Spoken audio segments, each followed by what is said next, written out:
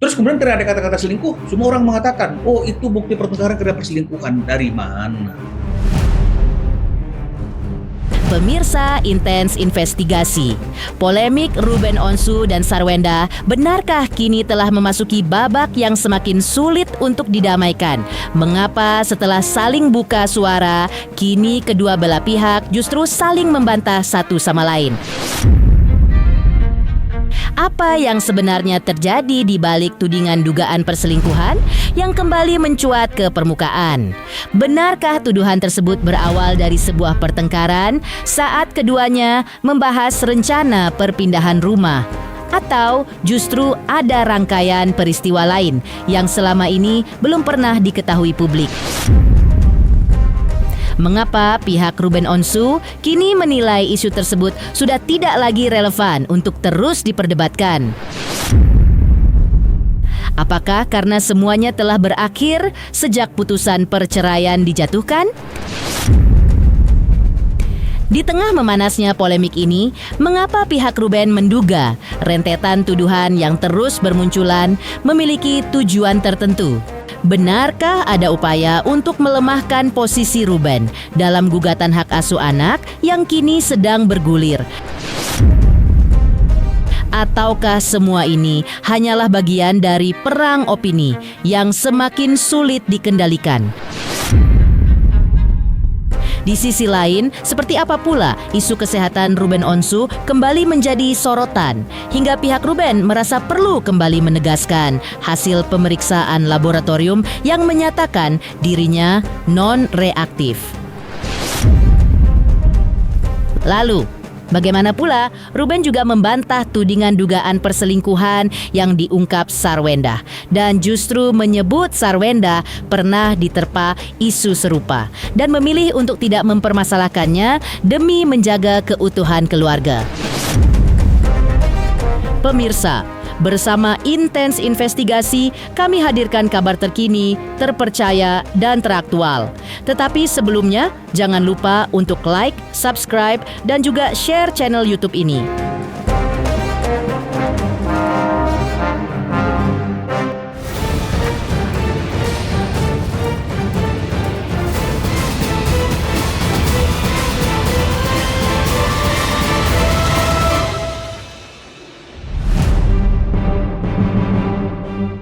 Pemirsa Intens Investigasi, perseteruan dan konflik panas yang terjadi antara Ruben Onsu dengan Sarwenda memang terasa makin pelik dan membara dari hari ke hari. Keterangan mengejutkan dari Sarwenda di akun Instagram pribadinya yang meluapkan rasa kecewa atas dugaan perselingkuhan Ruben di tahun 2017 hingga tudingan menggelontorkan dana fantastis demi wanita lain sontak memantik reaksi keras dari pihak Ruben Onsu. Tak tinggal diam, kuasa hukum Ruben Onsu, Minola Sebayang, langsung angkat bicara, membongkar akar mula tuduhan selingkuh tersebut. Menurut Minola, tuduhan itu sejatinya berawal dari percekcokan soal jadwal perpindahan rumah yang tidak sesuai dengan waktu yang diinginkan. Saat situasi memanas dan Ruben tengah berada di dalam kamar mandi, Sarwenda meluapkan kekesalannya dengan berteriak dan melontarkan kata selingkuh.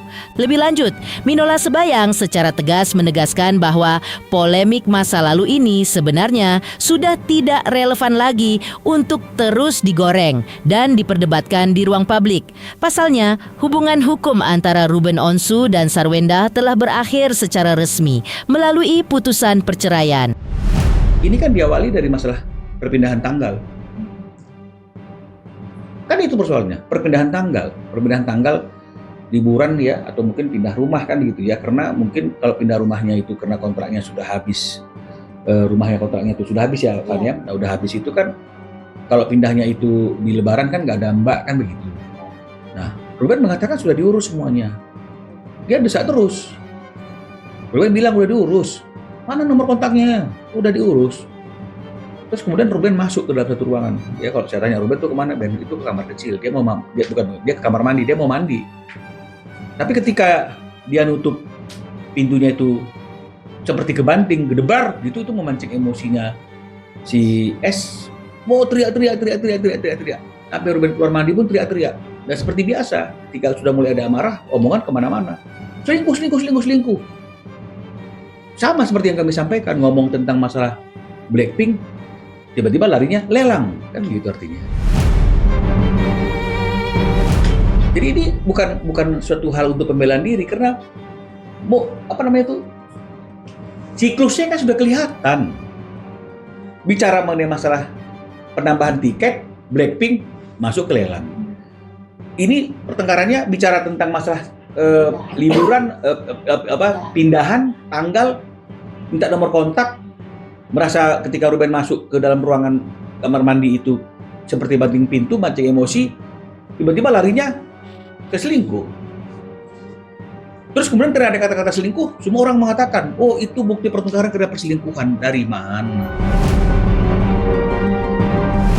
Makanya saya katakan sebenarnya nggak perlu lagi artinya itu saya memberikan klarifikasi apapun yang saya sampaikan. Kalau memang misalnya itu tidak sesuai dengan keinginan orang yang berpihak kepada S, ya pasti tidak akan sesuai gitu. Saya tidak ngomong apapun. Untuk orang yang percaya bahwa Ruben tidaklah berselingkuh, pasti akan percaya. Jadi sebenarnya kita nggak usah lagi berpolemik lagi. Perselingkuhan itu, kalaupun memang misalnya ada, sekali lagi jangan dipelintir. Kalaupun memang ada, faktanya kan tidak pernah dibuktikan, ya. Tapi kita anggap aja, kita percaya dengan apa yang disampaikan. Ini kan sudah masa lalu. Ini kan sudah selesai. Dengan keluarnya putusan perceraian ini sudah selesai.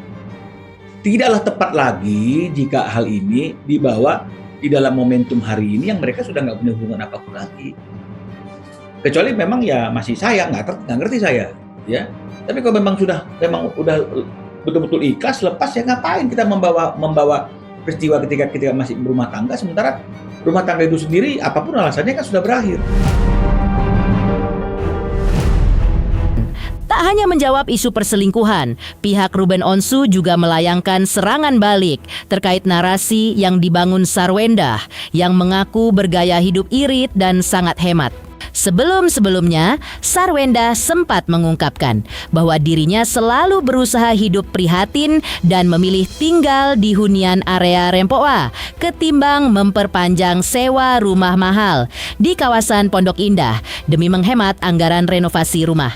Namun, klaim hidup hemat tersebut langsung dibongkar habis oleh kuasa hukum Ruben Onsu, Minola Sebayang.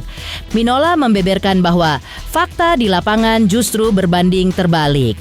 Selama proses renovasi rumah berlangsung, Sarwendah kedapatan memboyong keluarganya menginap selama 1 bulan penuh di salah satu hotel bintang 5 paling mewah di ibu kota, yaitu The Ritz-Carlton. Tak berhenti di situ, Minola juga menyentil besaran dana yang rutin digelontorkan Ruben Onsu setiap bulannya.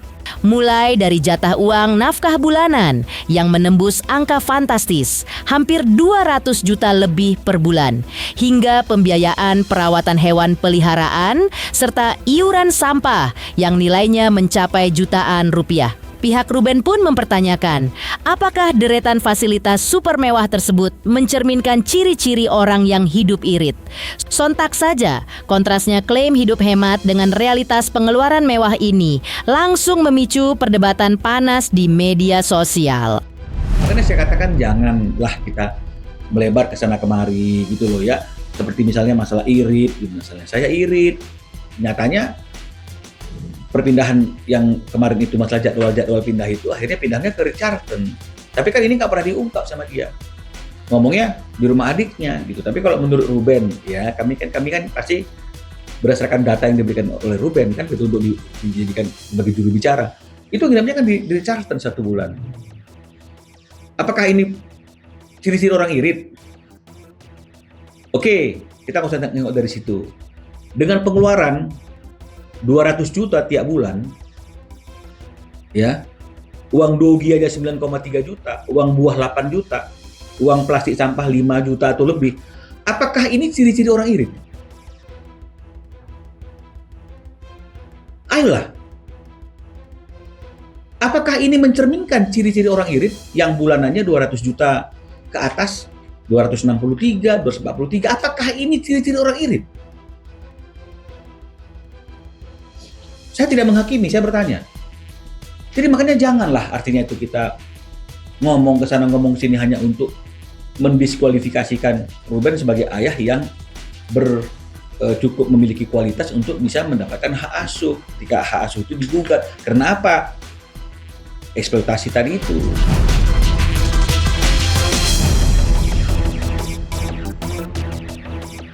Di balik gempuran berbagai isu miring yang kian menyudutkan kliennya, Minola mencium adanya indikasi terselubung. Kuasa hukum Ruben Onsu ini menduga keras bahwa rentetan tuduhan miring yang beredar belakangan ini tak lain diduga bertujuan untuk mendiskualifikasi figur Ruben Onsu agar gugatan terkait hak asuh anak yang diajukannya kelak dapat ditolak oleh majelis hakim. Meski tengah memperjuangkan hak asuh anak di meja hijau, Minola menegaskan ketulusan hati Ruben Onsu sebagai seorang ayah. Ruben menyampaikan komitmen besarnya bahwa apabila majelis hakim kelak memenangkan dan menyerahkan hak asuh anak ke tangannya, hal itu sama sekali tidak akan menghapus atau mengeliminasi peran Sarwenda sebagai ibu kandung. Bagi Ruben, anak-anak sejatinya hanya berpindah tempat tinggal ke rumahnya tanpa sedikit pun membatasi kasih sayang dan akses Sarwenda untuk menemui buah hati mereka. Mengakhiri keterangannya, Minola Sebayang pun melayangkan imbauan menohok agar kedua belah pihak dapat menahan diri. Ia meminta agar semua pihak menyikapi polemik ini dengan kepala dingin dan menghormati jalannya proses hukum yang sedang bergulir ketimbang terus bertengkar dan saling tuding di hadapan publik media sosial. Akan berpengaruh dengan sidang hak asuh? Saya rasa enggak lah, ya. Saya rasa enggak. Ya, karena kan hakim juga akan melihat masalah ini kan bukan ke masalah isu-isu yang berkembang.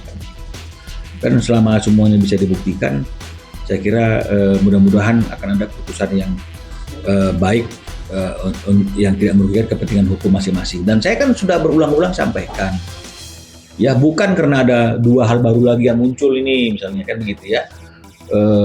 Satu tentang isu perselingkuhan, satu tentang penyakit. Terus kemudian saya menyampaikan sesuatu yang seperti ingin saya sampaikan sebentar lagi ini. Tapi dari kemarin di awal-awal kami masukkan hak gugatan asuh anak ini kan sudah ada pertanyaan. Ada kekhawatiran nggak Bang? Kan gitu kan, gugatannya bisa juga nanti ditolak. Karena kan memang ada dua kemungkinan, dikabulkan atau ditolak kan begitu. Saya sudah sampaikan lagi, tidak ada kekhawatiran gitu. Kenapa nggak ada kekhawatiran? Karena kalaupun misalnya Ruben yang menang, ini anak hanya berpindah ke tempatnya Ruben sebagai orang yang mendapatkan hak asuh. Tapi tetap tidak mengeliminasi hak ibu sebagai seorang ibu dan hak anak-anak untuk berkumpul bersama dengan ibunya. Andaikan pergugatan kami ini ditolak, tetap tidak mengeliminasi hak Ruben sebagai ayah dan hak anak-anak untuk berkumpul dengan ayahnya. Jadi apa sih yang mesti dikhawatirkan? Ya marilah, artinya kita masuk ke saat tenang, saat teduh, menghormati proses hukum yang berjalan. Ya kita berpikir bagaimana caranya agar proses itu bisa menghasilkan suatu putusan yang sesuai dengan aturan hukum demi kepentingan hukum yang terbaik bagi para pihak. Udah itu aja, ngapain kita mesti bicara hal-hal yang baru gitu loh.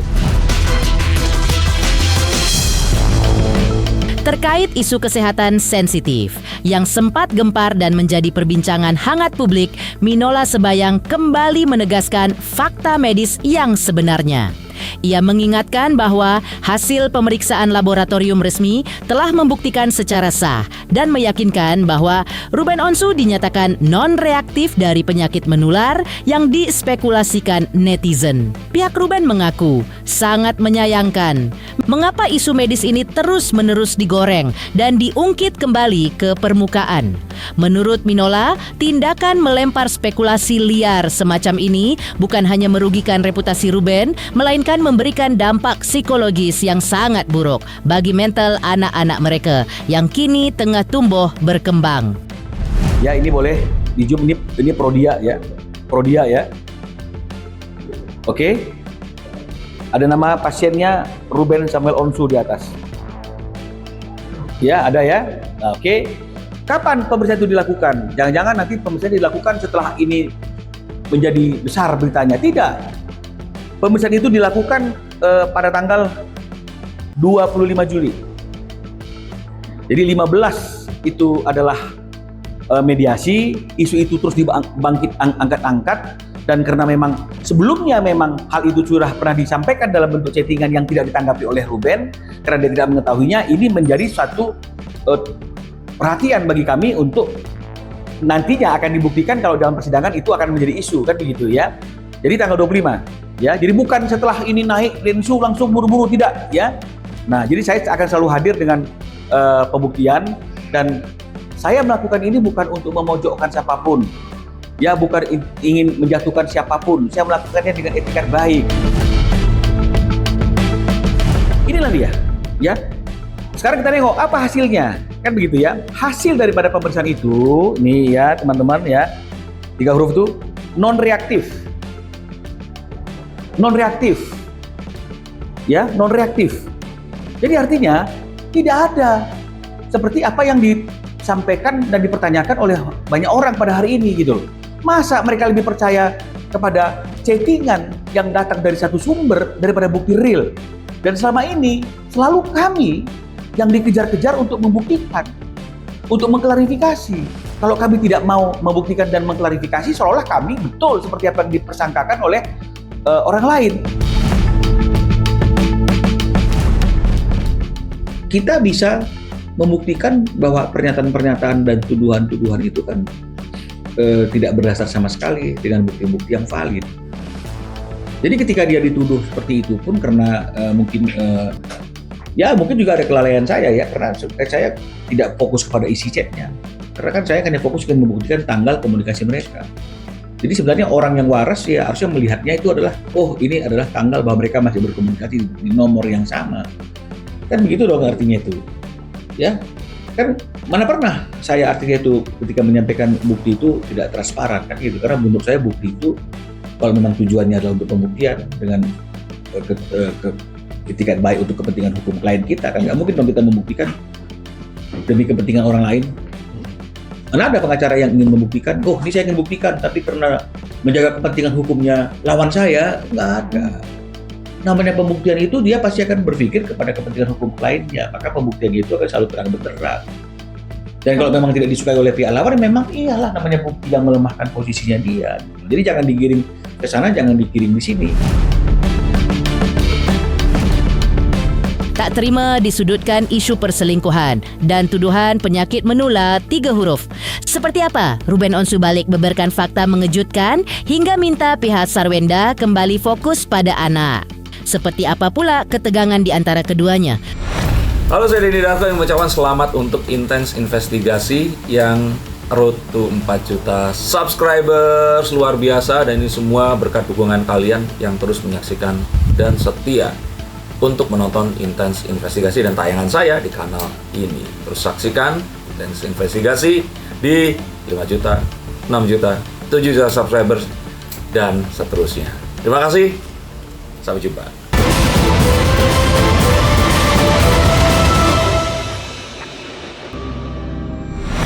Pemirsa Intens Investigasi, seperti diketahui sebelumnya, lewat unggahan di akun media sosial pribadinya, Sarwenda sempat melempar tudingan pedas terkait isu dugaan perselingkuhan yang dilakukan Ruben Onsu pada tahun 2017 silam.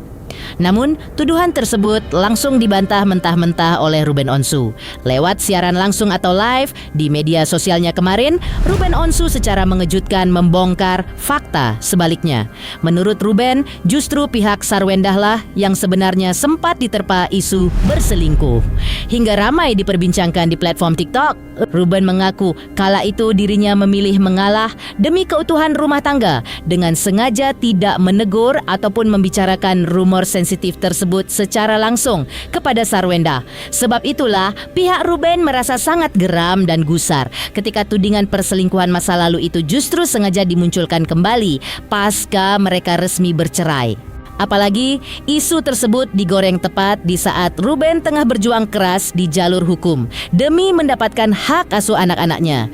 Bagi Ruben, fokus utama yang sangat krusial untuk dibahas saat ini adalah Masa depan dan hak-hak anak, bukan malah melempar narasi yang melebar kemana-mana. Alasan inilah yang akhirnya mendorong Ruben Onsu harus ikut angkat bicara ke publik demi menangkis serangkaian serangan opini yang diduga kuat sengaja dirancang untuk memojokkan dirinya. Bahas selingkuh. Nah, berita yang di TikTok lu yang dicurigai orang. Ada gue tegur, enggak, gue biasa aja. Oh, dicerai juga, ini dibahas tentang anak kemana-mana lu. Ngelebar. Karena ilmu menghasutnya udah nggak mempan. Masih nggak ngaku lagi menghasut siapa. Hasut sono, hasut sini. Gue diem aja ya, gue diem. Kenapa jadi lu 11 tahun yang lu pendam lah, gue 11 tahun diem aja ke lu. Iya, kenapa jadi berisik? Karena ngerasa terus itu, padahal fokusnya kemana? Fokusnya ke anak, mana anak gue? Bisa aja gue datang ke sekolah, gue ambil anak gue, kan gue belum, masih bapaknya. Sampai kapanpun juga tetap bapaknya kan. Tak hanya memberikan penegasan lewat kuasa hukumnya, Ruben Onsu secara pribadi akhirnya angkat bicara, melakukan klarifikasi langsung terkait tudingan penyakit menular 3 huruf yang sempat menggemparkan media sosial. Dengan nada heran dan mempertanyakan akal sehat para pembuat rumor, Ruben balik mempertanyakan logika dasar dari tuduhan keji tersebut. Ia menegaskan bagaimana mungkin anak-anaknya bisa terlahir ke dunia dalam kondisi yang begitu sehat dan sempurna jika memang dirinya terjangkit penyakit menular berbahaya. Sambil melayangkan sindiran tajam, Ruben menyampaikan bahwa demi membuktikan kebenaran tersebut, dirinya tak perlu sampai mengumbar detail privat atau membeberkan titik-titik sudut rumahnya yang pernah menjadi saksi bisu tempat ia memadu kasih bersama Sarwenda hingga dikaruniai buah hati. Malahan, Ruben balik menyentil rahasia lain dengan menyoroti kebiasaan Sarwenda yang mengonsumsi begitu banyak jenis obat-obatan, di mana menurut pengakuan Ruben, saat masih berstatus sebagai suami, ia sendiri bahkan tidak tahu menahu obat jenis apa saja yang sebenarnya dikonsumsi oleh Sarwenda. Di akhir keterangannya, saat merespons pertanyaan dan keraguan netizen terkait status anak-anak yang kini menetap bersama Sarwenda sebagai darah daging dan anak biologisnya, Ruben melayangkan jawaban yang sangat menohok dan syarat makna. Lah itu Tania lahir dari mana? Mau gue kasih tahu titik-titik rumah gue berhubungan di mana? Demi mencuri perhatian si laki kali ya, dia begitu ya, gue kagak ngerti. Nah, lu gede kan sekarang, ngerasain lu bayar rumah sendiri kali ya, udah capek. Mana gue capek ya, baru 6 bulan capek. Baru kalau udah 11 tahun baru itu bener yang sesungguhnya. 6 bulan capek, gimana sih ceritanya? Minum obat. Lah gue malah kagak tahu dia obatnya banyak banget, kagak tahu itu obat apaan. Ih, gedek gue. Kolek sama artis ini di rumah ini ngomong begini.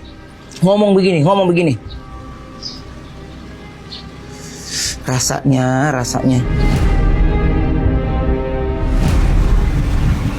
Tanya tentang rincian.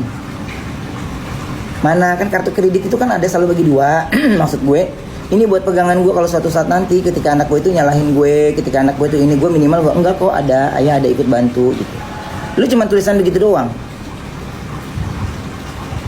Ya, ditanya rincian. Bahasa itu mana? Ini gimana? Ya Allah, nggak ngerti di kita.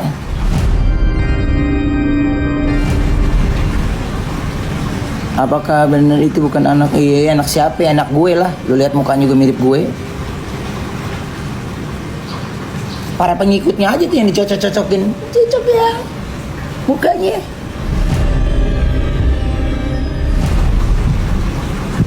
Gua mah biar jelek, muka gua mah hasil gua bagus.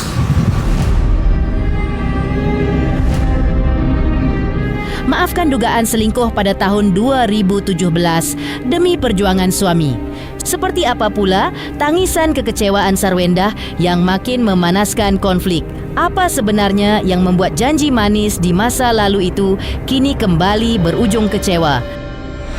Halo, saya Denny Darto yang mengucapkan selamat untuk Intens Investigasi yang road to 4 juta subscribers, luar biasa. Dan ini semua berkat dukungan kalian yang terus menyaksikan dan setia untuk menonton Intens Investigasi dan tayangan saya di kanal ini. Terus saksikan Intens Investigasi di 5 juta, 6 juta, 7 juta subscribers dan seterusnya. Terima kasih, sampai jumpa.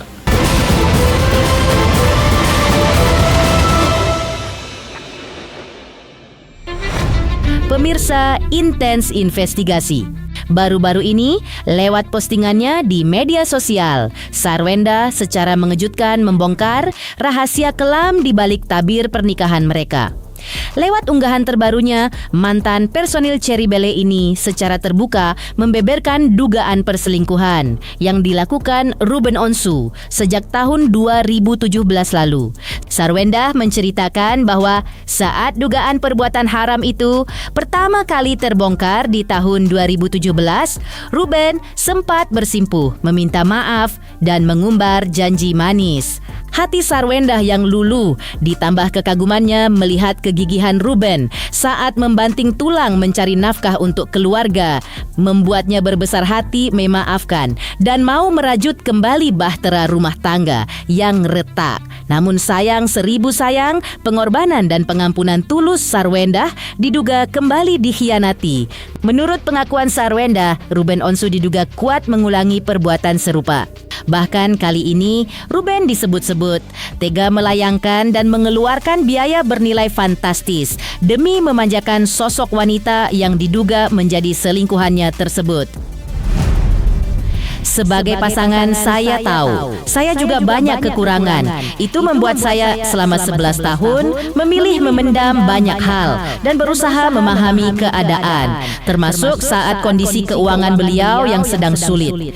Ketika nafkah anak-anak sudah tidak diberikan selama sekitar 3 bulan dan pembangunan rumah baru terhenti, saya tetap mencoba mengerti. Dan di saat yang sama, saya juga mengetahui kembali hal yang pernah melukai kepercayaan saya di masa lalu, dan saya mengungkapkan perselingkuhan beliau di video itu.